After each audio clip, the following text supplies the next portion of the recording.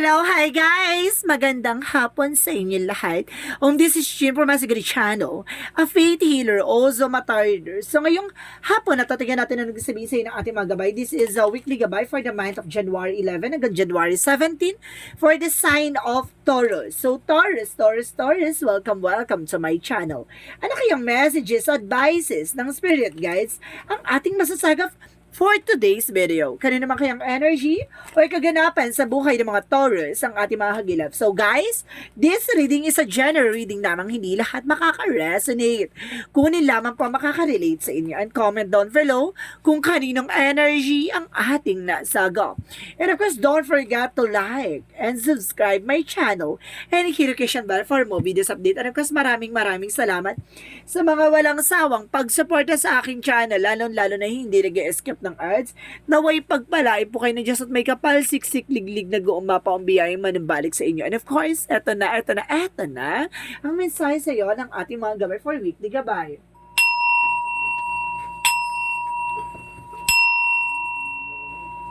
Angel Spirit Messages, give me an information. Ano kaya gusto sabihin sa ating mga kapatid na Taurus ng ating mga gabay? And of course, there's a Knight of Wands. So, there's a practicality. So, ibig sabihin dito, kailangan mo maging practical pagdating sa finances, no? And because there's a Strength card. So, kailangan mo maging matapang, maging malakas ang loob, no?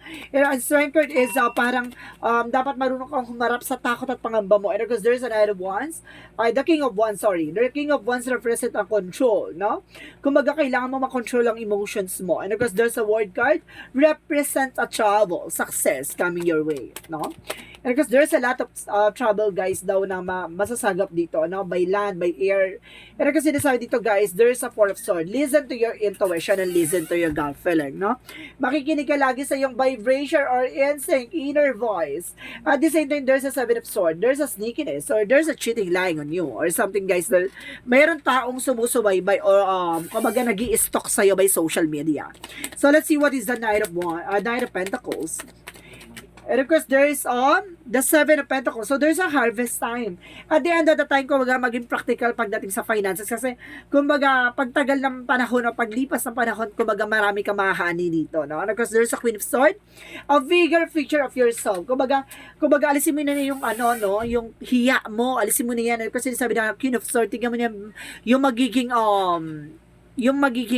bigger picture of yourself, ganon. 5 years, 10 years from now, kumaga, ang layo-layo mo na sa dating ikaw. Ganon yung magiging mindset mo dito. Because there's a King of Wands, represent the King of Pentacles. So, there is a logic, no? There is a information and logic, no? Kumaga matalino ito pagdating sa finances. Ito ay kumaga there's a mature enough pagdating sa finances, kumaga marunong siya pagdating sa business, ganon. And kasi kailangan mo makontrol ang emotions mo, no? Kumaga, wag masyadong unahin yung awa. Kumbaga, doon ka kasi kumbaga, doon ka nila inaano kasi alam nilang mauwain ka, gano'n, mababa ang loob mo pagdating sa mga bagay-bagay. Kaya, minsan inaabuso na. Because there's a Two of Swords, there's an indecisions. May mga bagay na nagkakaroon ka ng, kumbaga, doubt or something na, kumbaga, nahihirapan ka magdesisyon sa mga bagay-bagay na nasa paligid mo. So, let's see what is the Four of Swords. And because there's an Empress card, so there's a revert. So, ibig sabihin dito, guys, kumbaga, magkakaroon ka ng something new or something kumbaga kailangan mong mag-retreat, no, sa sarili mo, no? Ano kasi kailangan mo mag-meditate nang sa ganun kumbaga babalik mo yung energy mo, release your energy. And kasi sinasabi dito what is the Seven of Swords. Oh, sorry. There's an information dito. Increase your energy, no? Kumbaga, palakasin pa ang iyong enerhiya. Nang sa ganun, diba? Makapag-isip ka ng maayos. Kumbaga, maalis mo yung mga pangamba mo. And if the Magician represent, kumbaga, merong nagsusubaybay sa'yo by social media na gumagawa sa'yo ng black magic involved. Kumbaga, sinasabi sa'yo dito, may gumagawa sa'yo ng black magic. And kasi represent dito na, kumbaga, kumukuha ng impormasyon by social media, ganun like that. Sinasabi sa'yo, mag-ingat ka. Kasi itong tao na tumaan kinuha na ka ng picture or something na kumbaga ginawang ka ng eksena. So, let's see what is the Knight of Wands, Knight of Pentacles and the Seven of Pentacles. And because there's a Star card, so there's a wish fulfillment. So, ibig sabihin dito, maging practical ka pagdating sa finance. At the end of the time, kumbaga matutupad mo yung pangarap mo.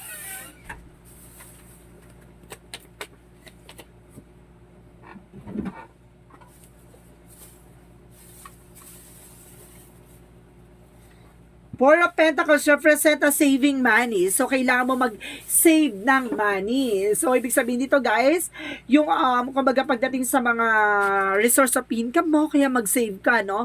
Kumbaga, maging, kung di ka may lagi mo titingin bigger picture for yourself. Kumbaga, kung mag-iipon ka, kumbaga, kailangan 5 years na, kailangan makakabili ka ng bahay, or kumbaga, gano'n, magiging ano ka.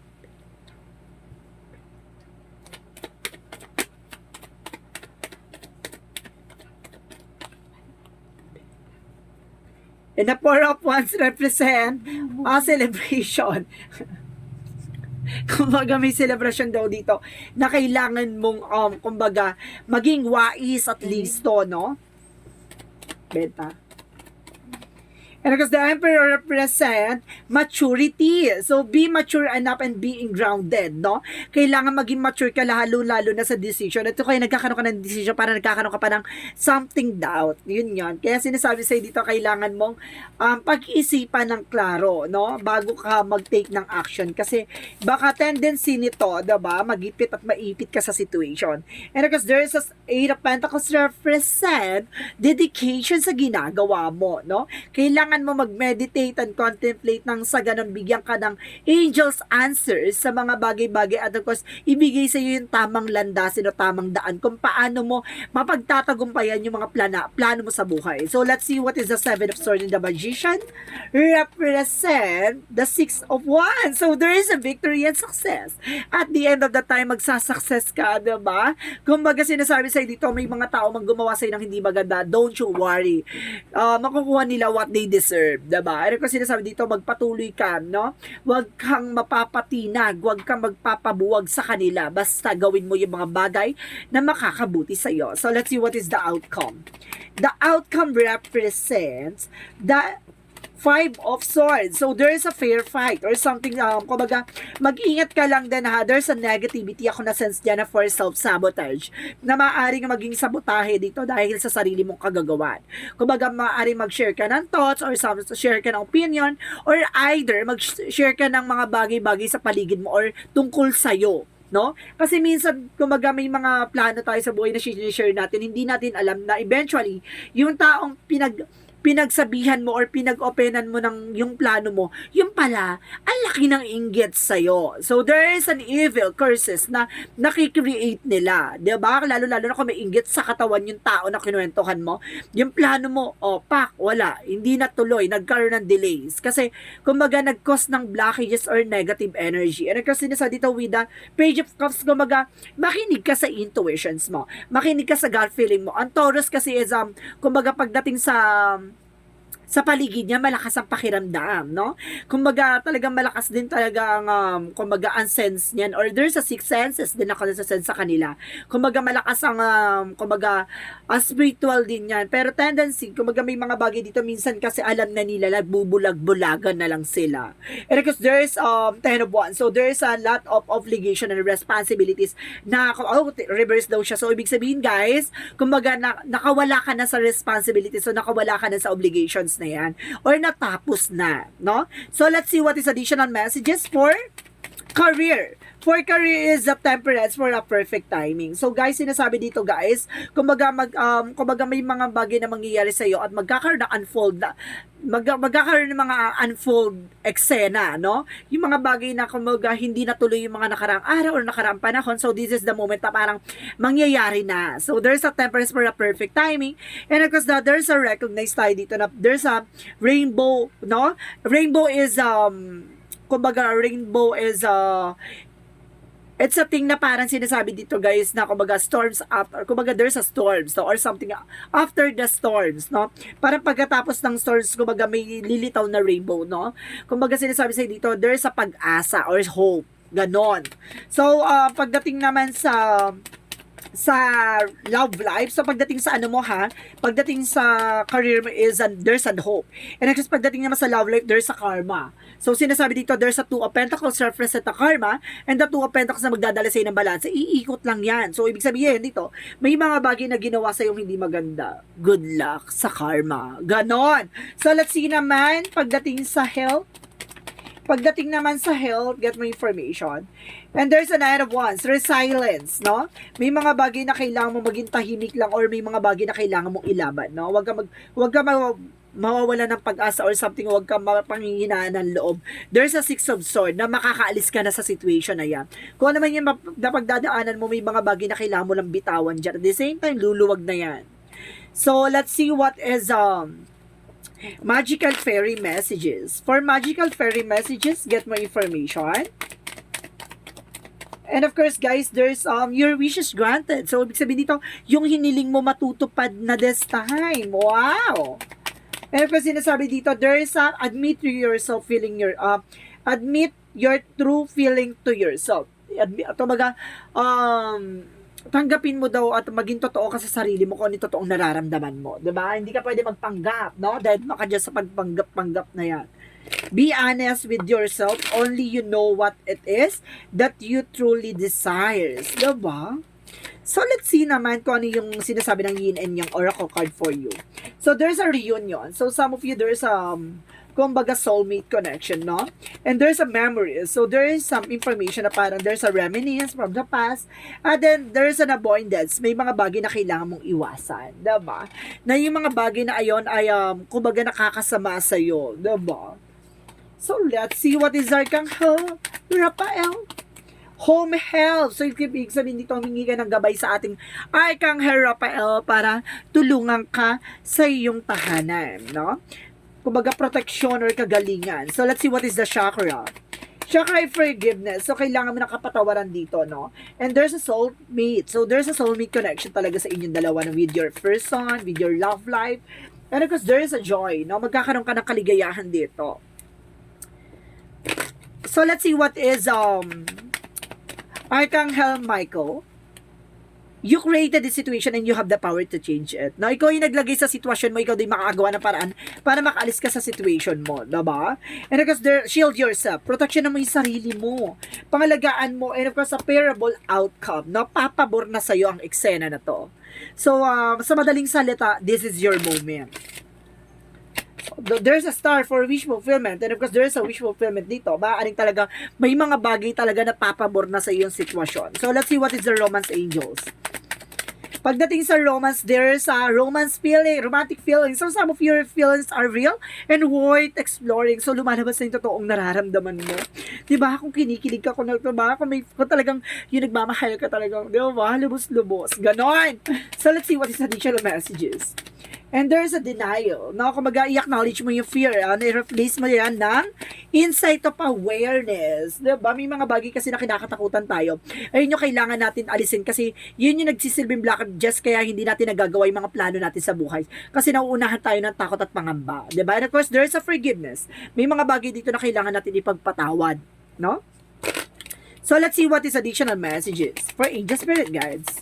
And there's a light and love. So, magkakaroon kaliwanagan pagdating sa buhay pag-ibig. Taray. And there's a nutrition. So, ibig sabihin dito, guys, no? Kumbaga, there's healing works for culinary skills or like, kumbaga, kailangan mo kumain naman sa sustansya pagkain. There's a leadership. Pamumunuan mo yan. Diba? Kumbaga, kaya mong take in charge in this situation. Diba? Kaya mong mamuno. So, let's see what is the Moontology. Moontology represent nothing is yet set in stone. So, hindi pa napapanahon ngayon, no? Or may mga bagay na hindi pa pwede sa ngayon. And of course, there's a luck is in your side, no? Yung swerte talaga ay papabor na sa'yo. And of course, your dreams in the practical plan. Ang kabog ng luck is in your side. So, let's see what is additional messages for angel spirit guides.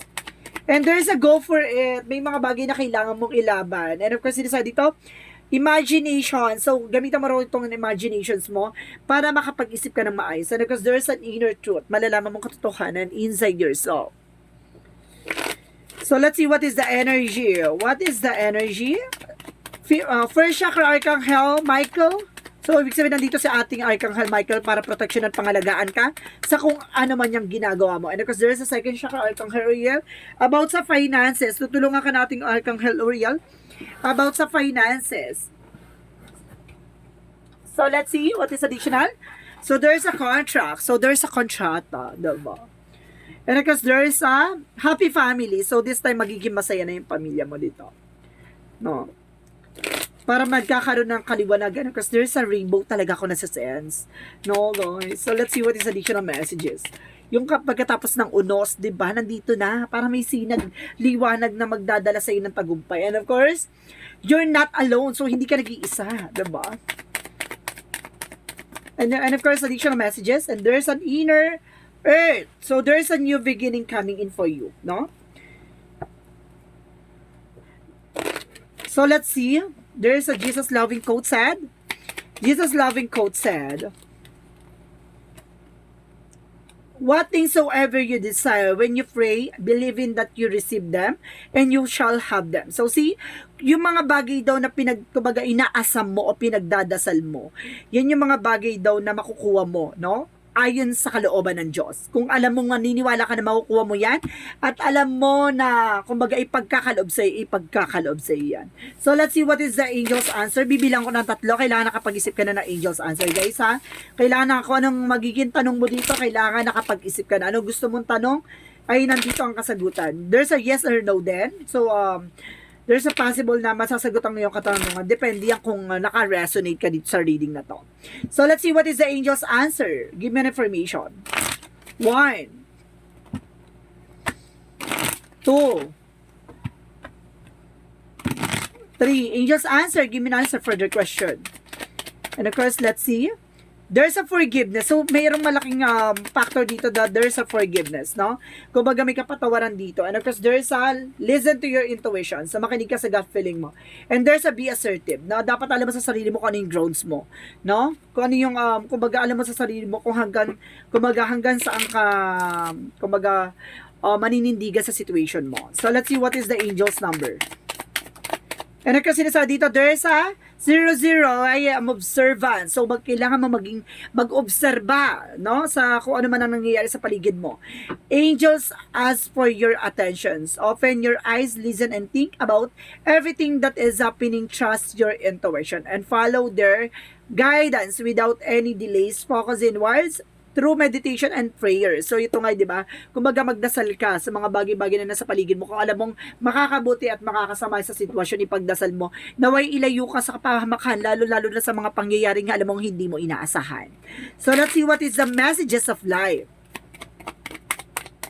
Messages of life represent openness. There's an openness. I know that when one door closes, another opens. Today, I trust the life. I trust the universe. I trust myself. I trust life. No matter what has gone before, I have faith that something better is on its way.